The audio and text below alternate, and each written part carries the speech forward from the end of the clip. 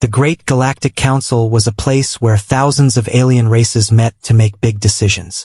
It was a giant hall built inside a floating space station. Blue lights glowed on every wall, and tall windows showed stars shining outside. Every race had its own seat. Some aliens had wings, some had metal skin, and some looked like walking plants. They all sat in a giant circle around one empty space in the middle. That empty space was for the race they were judging today. Today, the council was judging humanity. The hall was full of noise. Aliens whispered to each other and laughed in low voices. Many of them looked excited, as if they were here for a comedy show and not an important meeting. On the high center seat sat Grand Speaker Vuros, a tall alien with 4 arms and glowing eyes. He tapped a crystal rod on the table, and the hall became silent.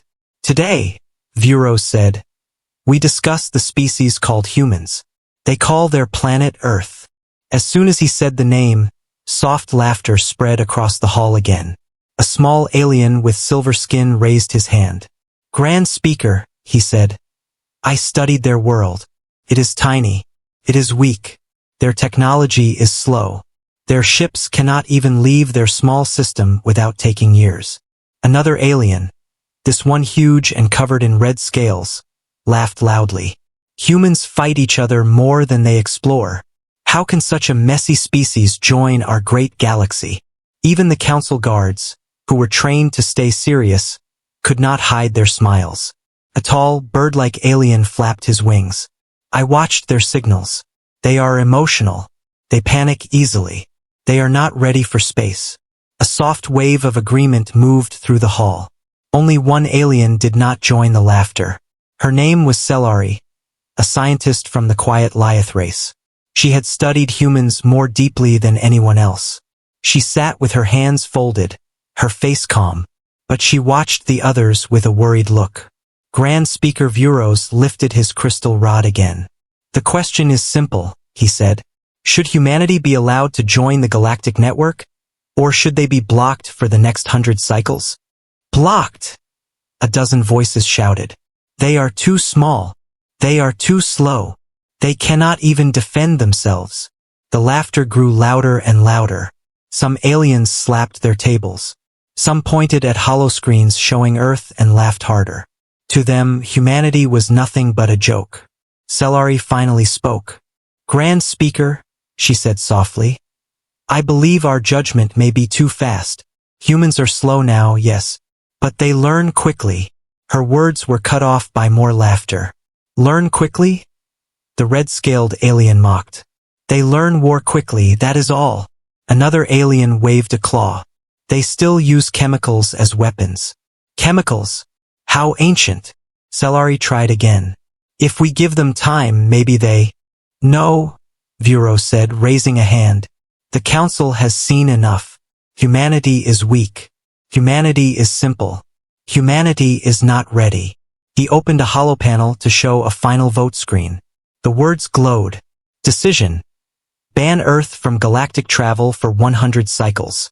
The council members prepared to vote. Their fingers hovered over the glowing buttons. Some looked eager to press ban.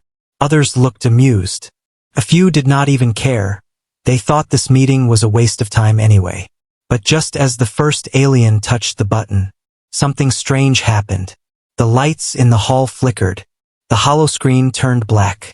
The entire space station shook, as if hit by a sudden wave of energy. Council members gasped and looked around. The station had the strongest shields in the galaxy. Nothing was supposed to shake it. A loud, piercing sound echoed across the hall. It was not alien. It was not a known signal. It was human. A line of glowing text appeared in the middle of the black holoscreen. No alien had typed it. No one had contacted the system. The text slowly formed. "This message is from Earth." The entire hall went silent. The red-scaled alien blinked his yellow eyes. This is not possible," he whispered. "Humans cannot reach our network." More text appeared. "We see you." This time several aliens stood up in fear. Their voices rose. "How are they inside our system? They don't have this technology. They should not even know this place exists." Celery stared at the message, her heart beating fast. She had warned them. She had tried to tell them humans were not normal. The message changed again. Countdown will begin. Countdown, Vuros repeated. Countdown to what? Nobody answered, because at that moment, the entire hall filled with a deep, vibrating sound, like a giant heartbeat. A timer appeared on the holoscreen. 10, 9. Aliens panicked. Some jumped from their seats. Some ran for the doors. Others shouted orders into their comms. What are the humans doing? How did they hack the council? What is happening? Celery watched the countdown with wide eyes. She whispered only 3 words. They warned us. The timer kept ticking down. 7, 6, 5. A silence heavier than space itself filled the hall. Humanity, the species everyone thought was small, weak, and laughable, had just hacked the most secure system in the galaxy. And the countdown was still going. The countdown on the giant holoscreen continued to drop like falling stars. 5, 4, 3. Every alien in the hall froze, afraid to even breathe. The Galactic Council had faced wars, black holes, and ancient monsters from deep space, but never something like this. A weak species had entered their protected system. A small species had taken control of their network. Humanity. Grand Speaker Vuros tried to speak, but his voice cracked. His glowing eyes dimmed with fear. Shut it down, he shouted. Turn off the system. Council engineers ran toward the control stations. Their hands shook as they touched the panels, trying to cut the signal. They pressed switch after switch, but the controls refused to respond. It was as if the entire station was no longer theirs. It's locked, one engineer cried. All systems are under foreign control. Foreign? Another shouted. This is human code. The last words caused whispers to explode across the hall. Human code? Impossible. Humans did not even understand basic galactic tech. Their computers were slow. Their networks were small. Their communication systems were simple. Nobody could believe what they were hearing. Celery, the quiet Lyeth scientist, stood slowly from her seat. Her eyes stayed fixed on the countdown. 2, 1, 0. Every alien braced themselves for an explosion, for a weapon, for destruction. But none of that came.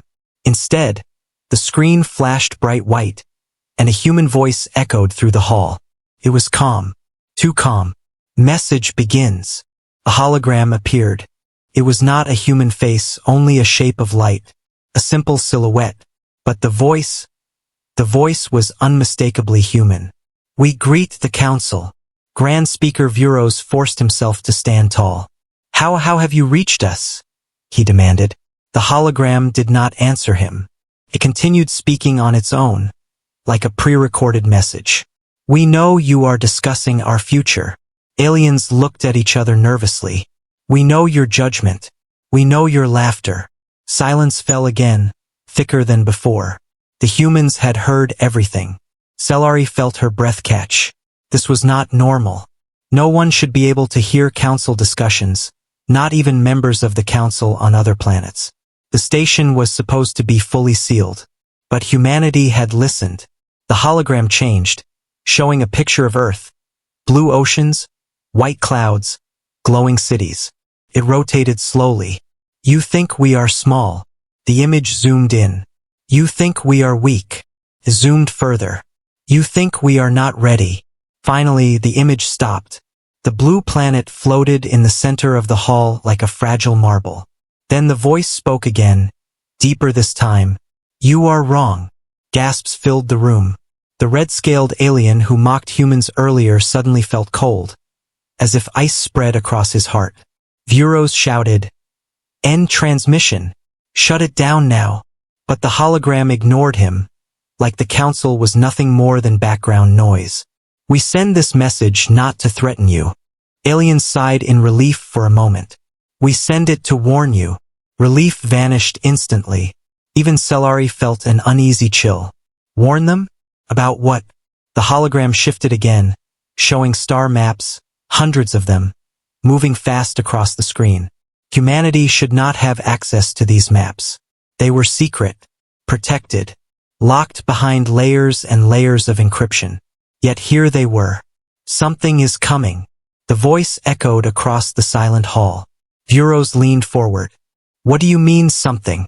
The hologram still did not respond to questions.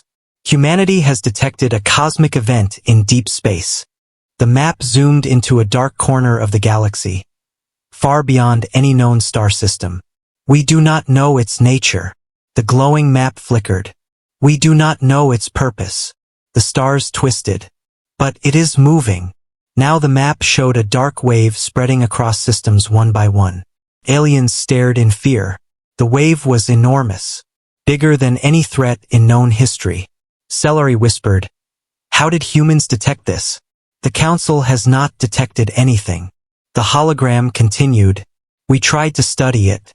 It changed. The wave grew faster on the map. We tried to block it. It grew stronger." Some aliens stood from their seats, shouting in fear. "It's heading toward us. No defense can stop that." Vuros shouted over the noise, "Stop panicking. It may be a human trick." But even he did not sound convinced. The hologram of Earth returned. The voice was softer now. "We know you do not trust us. We know you see us as weak. But this thing does not care who is weak. It does not care who is strong. It comes for all." The hall went completely silent. Then the final message appeared on the holoscreen. "We offer a choice. Stand with us, or stand alone. Transmission ends." The hologram vanished. The hall lights returned. Systems unlocked. For several seconds, nobody spoke. The galaxy had just been given a warning from the species they laughed at. Celery looked at Vuros and said quietly, "I think humanity is far more dangerous than we believed." Vuros swallowed hard. For the first time in his long life, he did not know what to do. The Galactic Council had not fully recovered from the human message. Many aliens walked around the hall, whispering in fear. Others argued loudly. A few still tried to convince themselves that the humans were lying. But deep inside, everyone felt the same thing. Something had changed, and there was no going back. Grand Speaker Vuros paced in front of his seat. His forearms moved in stress, something he rarely showed. The message kept repeating in his mind. Stand with us, or stand alone. He did not like either option. Celery, the quiet scientist, studied the star map that humans had shown. She replayed the image of the dark wave again and again. It moved like a living thing, slow at first, then faster. "How did we miss this?" she whispered. "How did humans see it first?" The question echoed around her mind like a warning bell. Before she could think further, an alarm rang through the entire station. A deep, sharp sound. One used only for incoming unknown ships. All council members froze. "Are we under attack?" someone shouted. Vuros raised a hand. "No one move. Let the station scanners report." A voice came from the speakers, shaky and frightened. "Unknown ship detected. Emerging from warp outside the station perimeter." "What species?" Vuros barked. There was a long silence. Then the officer answered, voice trembling. "Humans." The hall exploded with panic. "Impossible. They cannot reach this sector. Their ships are too slow. They do not have warp drives." Celery felt her heart stop. If humans had arrived so quickly after the message, what else had they been hiding? The speaker continued, "The ship, it did not approach normally. It appeared instantly." Another voice added, "There was no warp trail. No energy signature. Nothing." Aliens stared at each other with wide, terrified eyes. A ship appearing from nothing? No species could do that. Not even the oldest civilizations. Vuros shouted, "Put the ship on the main screen." The giant hollow wall activated. A dark shape emerged slowly into view. First, it looked like a shadow. Then the lights of the station reflected off its surface. It was a human ship. But not like any human ship the council knew. It was sleek, smooth, black as deep space itself. There were no visible engines, no wings, no weapon ports. It looked more like a piece of night sky carved into a shape. The hall fell silent. A plant-like alien whispered, It looks alive. Another replied, It looks like it eats stars. Cellari stepped forward slowly. This is not human military design, she said. This is something new. The ship floated quietly, not moving, not signaling. It simply existed like it had been watching the council for a long time. Suddenly, the screen flickered again. A message appeared, requesting permission to approach. Human exploration vessel, Horizon Breaker. Vuros swallowed. His voice came out thin. Permission granted. Cellari turned to him. You cannot bring that thing here without knowing what it can do. Vuros whispered. We already know what it can do. This is a test. The ship moved, but it did not accelerate. It did not fire engines. It did not light up. One moment it was far away. The next moment, it stood outside the council dock. Instantly, no movement, no travel time, no trace. Aliens screamed. Some fell from their seats. Guards drew their weapons, though everyone knew it was useless. The ship had performed a triple jump, crossing multiple star distances in a single instant. No species had ever done even one true instant jump. Cellari's voice broke the silence. That was not travel, she said. That was choosing a new place to exist. She felt a cold shiver down her spine. The docking bay doors opened. Heavy footsteps echoed through the hall's audio feed. A human was walking toward them. The council had seen humans in holograms and videos, but never in person. And certainly not a human brave enough or foolish enough to walk into the heart of the galaxy after hacking its most powerful government. The doors of the hall opened. A single human stepped inside. He wore a simple black suit. No armor, no weapons, no protection. But every move he made felt confident, calm, and dangerous. Like a predator who knew nobody in the room could stop him. His eyes scanned the hall slowly, studying each alien race without fear. Cellari observed him carefully. He is not a soldier, she whispered. He is something else. The human reached the center of the hall. He placed one hand behind his back and bowed politely. Greetings, he said. His voice was steady. I am Commander Elias Ward of Earth. His eyes rose sharp and clear. We received your judgment, he added. We came to respond. Vuros tried to sound powerful, but his voice shook. How did you jump here? What is your ship? What did you do to our systems? Commander Ward gave a small, calm smile. That, he said, is exactly what we need to talk about. Every alien leaned forward. Every heart raced, because they all understood one thing. Humanity was no longer a weak species. They had arrived with power no one could explain, and they were ready to reveal the truth. Commander Elias Ward stood in the center of the Galactic Council Hall like a calm storm. He did not have weapons, armor, or guards, but every alien in the room felt something dangerous around him. Something unseen, something powerful. Grand Speaker Vuros tried to regain control of the moment. He struck his crystal rod on the table, but the sound came out weak. Commander Ward, Vuros said, your arrival is not normal. Your ship is not normal. Your message was not normal. Explain yourself. Ward looked around the room slowly, as if studying each species in detail, learning their reactions, learning their fears. His voice stayed calm. Humanity has grown, he said. You believed we were slow, weak, unprepared. But you did not look closely enough. A few aliens scoffed, trying to show bravery, but their voices shook. Ward continued, you judged us by our past, not by what we became. Cellari, the Lyeth scientist, stepped forward. Humans have not shown any of this before, she said softly. No advanced ships, no instant travel, no high-level technology. You hid it. Ward nodded. Yes, we stayed silent. We watched you. We learned. This sentence chilled the entire hall. Humans, watching the galaxy without the galaxy knowing? Impossible. Unbelievable. Yet the evidence was standing right in front of them. Cellari asked, for how long? Ward gave a small smile. Longer than you think. Vuros slammed his rod again. We demand details. Ward looked at him, calmly, without fear. Then listen. He raised his hand and tapped a small device on his wrist. A hologram burst into the air.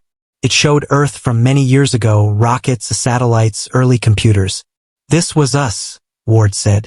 Slow, broken, fighting ourselves. But humans grow through struggle. Every war, every failure, every disaster made us stronger. The hologram changed to show Earth's progress.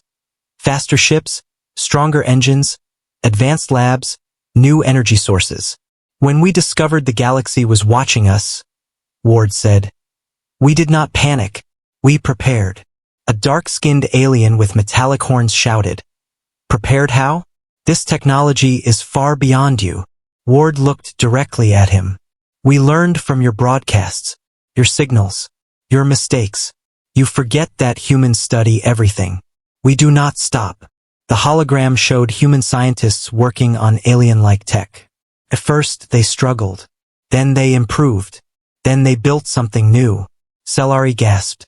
You copied our technology and modified it. Ward nodded. We did not just copy. We built better versions. The council fell silent. Ward continued. While you laughed at us, we solved your puzzles. We cracked your codes. We broke your shields. He pointed upward. And we created the Horizon Breaker, the ship you saw. A new image appeared. The sleek, black vessel floating above Earth. It uses a system you do not understand, Ward said. We call it phase folding. We don't travel faster than light. We fold space around us. Aliens stared in shock. Space folding was a theoretical idea no species had mastered. Not even the oldest empires. Vuros whispered, impossible. Ward heard him. Not impossible, he replied. Just difficult. Humans are very good at difficult things. Some aliens shifted nervously in their seats. Others stared at the hologram with fear. A few seemed angry, not at humans but at themselves for underestimating them. Ward walked a few steps forward. His calm voice filled the hall again. You think you know us. You think we are emotional, chaotic, unpredictable. He paused. You are right. No one expected that. But you forgot something important, Ward continued. Humans learn fastest in chaos. We grow strongest in danger. He let the words sink in. Cellari looked at Ward carefully. This is why you detected the cosmic threat, she said quietly. Your hidden technology, your fast progress, your new sensors. Ward nodded. Yes, while the galaxy slept, humans watched the darkness. He tapped his wrist again. The hologram changed to show the dark cosmic wave, larger than before. This thing, Ward said, is not natural. It changes, thinks. It moves with purpose. Aliens froze. Vuros swallowed hard. And what does it want? Ward looked around the hall with serious eyes. It wants everything. A cold silence spread like frost. Cellari stepped closer. Commander Ward, why did you hide your progress? Why not come peacefully? Ward sighed. We studied your council for years. We heard your debates. We watched how you treat new species. You would have banned us, controlled us, maybe even attacked us. So we stayed quiet. He looked directly at Vuros. You forced us to hide. Vuros shifted in shame but said nothing. Ward continued. But now the threat is too big. We cannot stay silent anymore. The hologram faded. Humanity is strong now, Ward said. Strong enough to stand alone. Strong enough to fight. But we do not want to fight the galaxy. He spread his hands slightly. We want the galaxy to survive. Every alien watched him, unable to look away. Ward's voice dropped to a final, steady tone. You laughed at us. But now you must choose. Work with us, or be the first to fall. No one spoke, because deep down, every species understood one truth. Humanity had evolved into something powerful, something dangerous, something necessary, and the galaxy would never be the same again. The council hall remained silent long after Commander Elias Ward finished speaking. No one moved. No one blinked. It felt like time itself had stopped inside the great chamber. Humans had revealed their hidden power. Humans had warned them of a cosmic threat. And now, every alien leader in the room was trying to understand one thing. What did humanity truly want? Grand Speaker Vuros finally spoke, though his voice carried none of his usual strength. You say you want cooperation, he said slowly. But you arrive with a ship that breaks our laws of physics. You show technology we cannot explain. You hack our systems. And you expect trust. Commander Ward looked at him with calm, steady eyes. Trust is earned, he said. We are here to earn it. Not with fear, but with truth. But some aliens were not ready for any kind of peace. The red-scaled warrior from earlier slammed a fist on his table. Humans are dangerous. You hide your power. You spy on us. You control our systems. You are a threat. Several others nodded in agreement. A thin, insect-like alien clicked its mandibles nervously. If humans can bend space, what stops them from invading any world they want? Ward's voice remained quiet. We could have done that already, but we didn't, because that's not who we are. Cellari stepped forward, defending him. He is right. Humans could have attacked long ago, but they didn't. They came openly now when the galaxy faces danger. The red-scaled warrior growled. Or perhaps the humans created this so-called threat to scare us. Ward didn't react with anger. He didn't even raise his voice. Instead, he tapped his wrist again. The holoscreen lit up. This time, the council saw something new. A recording. Real footage. Taken from deep space. A black void filled the screen. Stars blinked out one by one as something massive passed through them. A dark wave, silent and alive, crawled across the galaxy like a shadow devouring the light. Aliens gasped. One shouted, "It consumes star energy." Another screamed, "It destroys everything in its path." Ward let the fear settle before he explained. "This is not human," he said firmly. "This is not a trick. This is real. Our sensors were the first to detect it, but soon your scanners will see it too." Cellari stared at the screen, her eyes wide. "It's growing faster than before." Ward nodded. "Yes, it accelerates every time it absorbs a star." Vuros sank back in his chair, shaken. "Then, our entire galaxy is in danger." Ward stepped closer to the center of the hall. "That is why I am here." His voice finally carried the weight of urgency. "We need to unite, not as humans and aliens, but as one galaxy. This threat does not care about species, power, or history. It will wipe us all." The hall remained frozen for a moment. Then something even more shocking happened. The doors behind Ward opened. Two more humans walked inside. A woman with dark hair tied back and sharp, focused eyes. A tall man carrying a small case. Both wore the same simple black uniform. Aliens recoiled in surprise. Ward gestured to them. "These are my officers," he said. "Lieutenant Arya Hale and Chief Engineer Cade Roven. They are here to negotiate and assist." Vuros looked puzzled. "Assist how?" Arya Hale placed a small, flat device on the center table. Projected a glowing image of a strange engine, spiral-shaped, bright and compact. "This is the Pulse Diver," she said. "A new engine based on our phase-folding tech. We built 3. We can build more." Cade added, "These engines can be installed on your scout ships. They will let you detect the cosmic wave earlier and move faster." The hall buzzed with noise. "You are sharing technology? With us? For free?" Ward nodded. "Yes, because we cannot fight this alone." Cellari stepped closer to the projection. "You're giving us engines that can fold space?" "Scaled-down versions," Cade said. "Safe for your ships. Enough to help you move and warn others." The red-scaled warrior shouted again. "Why give us this? What do you want in return?"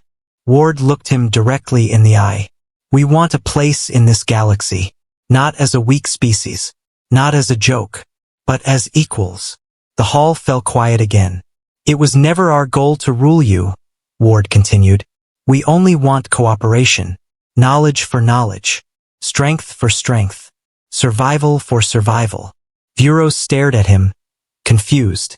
Humans want unity? Ward nodded.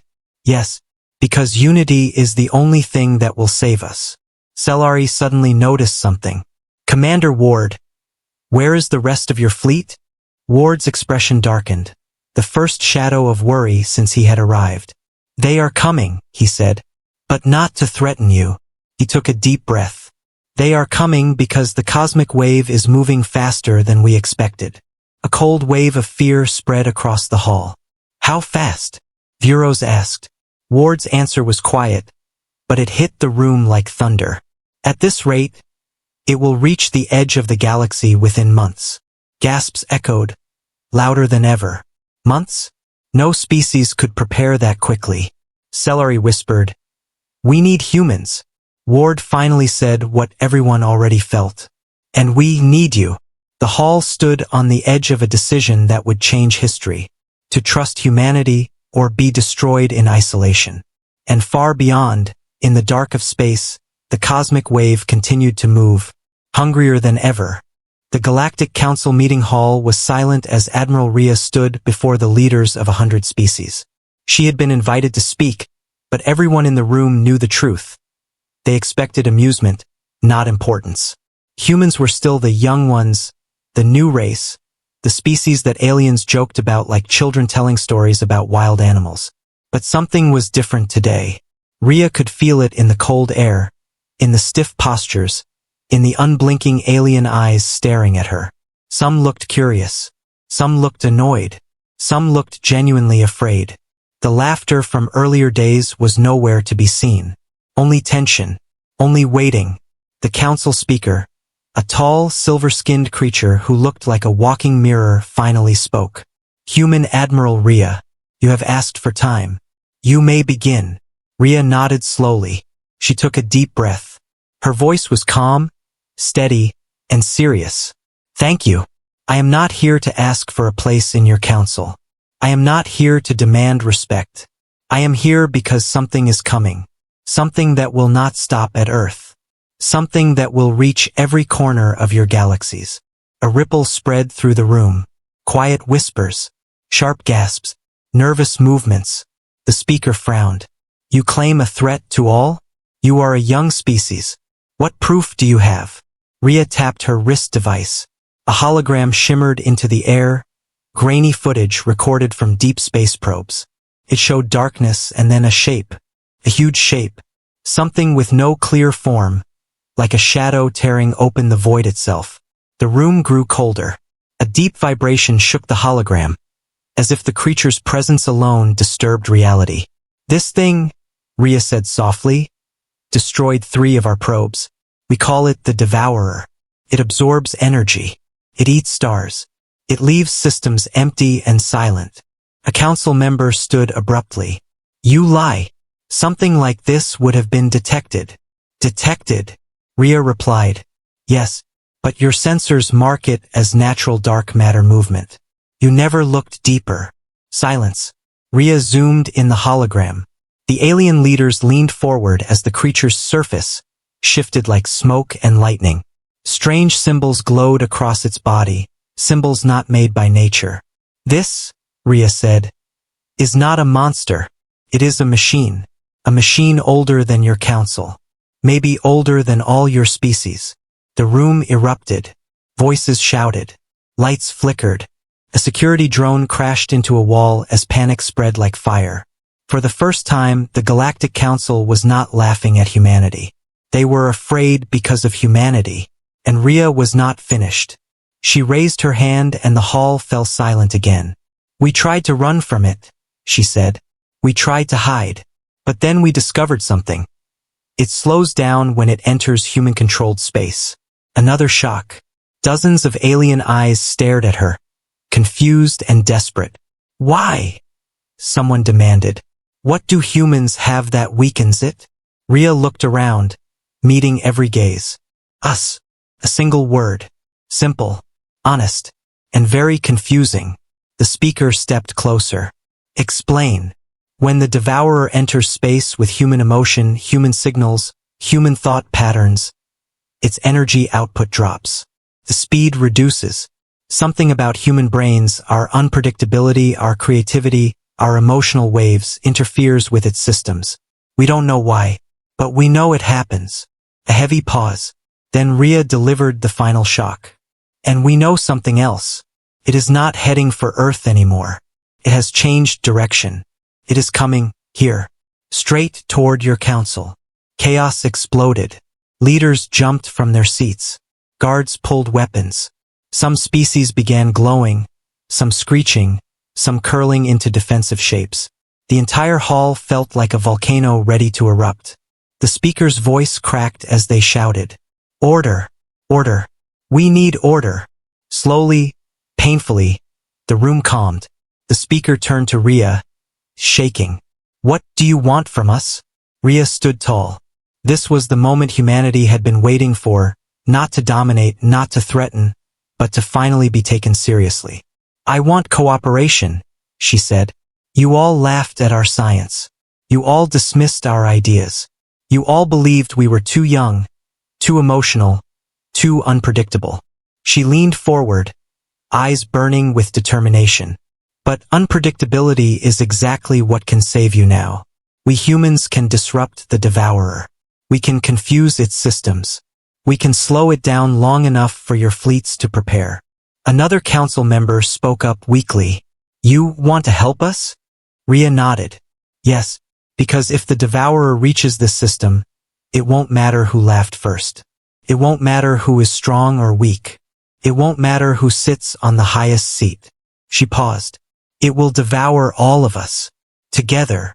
The hall fell into the deepest silence yet. No one laughed. No one mocked. For the first time in the history of the Galactic Council, they looked at humanity with respect. Not because humans were powerful, but because humans were necessary. The speaker swallowed hard. "If what you say is true, then humanity may be our only hope." Rhea nodded once. "We leave in 1 hour. Prepare your fleets." As she walked out of the hall, she felt the weight of the universe on her shoulders. But she also felt something new. Humanity was no longer the joke of the galaxy. Humanity was the species that shocked them all. The combined fleets of the Galactic Council gathered at the edge of their system like a sea of lights. Thousands of ships, massive cruisers, living organic vessels, crystal crafts, plasma spheres, waited in total silence. Every species stood ready, united for the first time in their long history. But they were not waiting for the council speaker. They were waiting for humans. Admiral Rhea stood inside the bridge of the human flagship Horizon Dawn, staring at the dark void ahead. Her crew worked quickly around her. Everyone felt the same fear, the same pressure, the same weight of what was coming. It started with a vibration, a tremble in space, a flicker of unnatural darkness. Then slowly the devourer appeared, not like a ship, not like a creature, but like a giant shadow swallowing all light, all warmth, all hope. The alien fleets stepped back. Their shields rose at full power. Energy cannons hummed with fear. The devourer's presence felt like a cold hand pressing on the minds of every living being. Some species cried. Some fainted. Others shook violently as ancient instinct screamed inside them. "Run! Hide! Die quietly!" But the humans held steady. "We begin now," Rhea said. "Activate the human pulse network." A wave of human emotional signals. Confusion, hope, fear, courage, sadness, laughter. All of it spread across the battlefield like invisible fire. It wasn't technology. It wasn't a weapon. It was humanity itself. And the devourer slowed. His shape flickered. His shadow rippled like it was in pain. The alien commanders stared in shock. "It works," one shouted. "The humans are actually hurting it," another screamed. "Keep broadcasting your signals. Whatever emotion you feel, send it." The devourer answered with a roar, soundless, but deafening inside every mind. The creature opened huge void-like wings. An energy spiraled from its core, ready to strike. The council speaker's voice echoed across the comms. "All fleets, fire!" Thousands of beams shot forward, smashing into the devourer. Explosions lit the darkness. The creature shook, pulled back, and then absorbed the attacks like water. Panic spread instantly. It's not enough. It's adapting. It's learning our weapons. Rhea clenched her fists. Then it's time for the plan humanity never told you. She activated a second program. The ship's AI spoke, releasing emotional surge. A storm of human history burst into space. Memories, songs, voices, laughs, cries, stories of war, stories of love, stories of heartbreak, stories of impossible victory. The devourer screamed. His shadow cracked. For the first time ever, it was weakening. The alien fleets saw the opening. Attack again. All forces. Full power. Protect the humans at all costs. The sky turned into a battlefield of blinding colors. The devourer tried to escape, but humanity's emotional field held it like chains. Alien ships blasted with fury, lasers, plasma, gravitational beams, dark matter disruptors. The creature shrank, twisted, and began collapsing in on itself. But victory never comes without sacrifice. The devourer launched one final desperate attack. A wave of darkness shot toward the human fleet. Rhea saw it coming. Brace for impact. The horizon dawn shook violently. Systems exploded. Lights died. Crew members fell. The devourer was trying to destroy the humans first, because humanity was its weakness. Alien ships pushed forward, shielding the humans with their own bodies. For Earth. For the Council. For the galaxy. One by one, ships fell. Flames. Sparks. Silence. But the humans held the emotional surge steady. The devourer's core flickered like a dying star. Rhea gave the final command. All fleets, one last strike. Everything you have. The galaxy obeyed. A final blast. So bright it turned the darkness white. Shot through the devourer's body. And then, silence. The creature shattered into thin dust. The void closed. The shadow faded. The devourer was gone. The battlefield went still. Ships floated quietly. Survivors breathed in disbelief. No one spoke for a long time. Finally, the council speaker's voice trembled through the comms. Humanity saved us. Rhea stood alone on the cracked bridge of her ship. Exhausted, wounded, but alive. Humans had once been the joke of the galaxy. Now they were something else. A symbol of unity. A force of emotion. A species impossible to predict, impossible to control, impossible to defeat. The council speaker arrived on the human ship later that day. They bowed, a gesture never before seen from their kind. Admiral Rhea, they said softly. The galaxy laughed at humanity once. Today, the galaxy stands because of humanity. Rhea closed her eyes, feeling both pride and sorrow. This is only the beginning, she said. Humanity has a place in the stars now.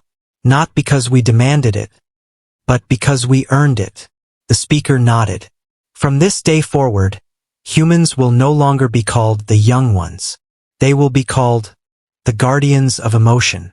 The hall erupted in cheers. Every species raised their voices. Every ship lit their lights. Not in mockery, in respect.